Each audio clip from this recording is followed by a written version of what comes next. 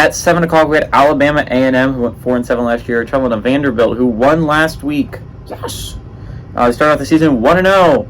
Vandy fared by 37.5 points on ESPN+. A.J. Swan went 19-30, threw for 258 yards, 3 touchdowns, 0 interceptions in the game against Hawaii.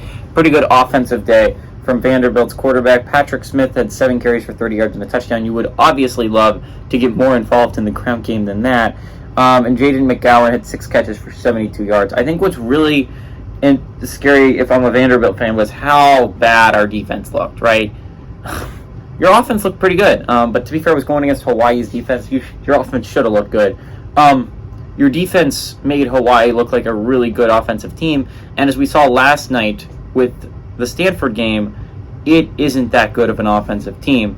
Stanford won that game pretty handily, and if you're a Vanderbilt fan, that should concern you that it was close against you. You have an easy game this week against Alabama A&M. This is a game you should easily win, and if you don't, I'd be very concerned as a Vanderbilt fan. But next week you draw Wake, and Wake Forest is not a team that you just run through. This is not an easy W, as last year you lost to them, obviously.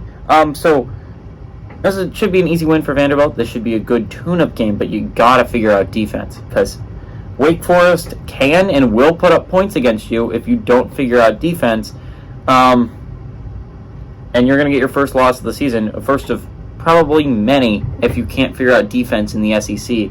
And you play some tough offensive football teams to not know how to play good defense, and so that's going to be rough for you if you're a Vanderbilt fan. If you're trying to win football games and you know how to play defense, give me Vanderbilt to win and cover the 37.5 point spread at home, though.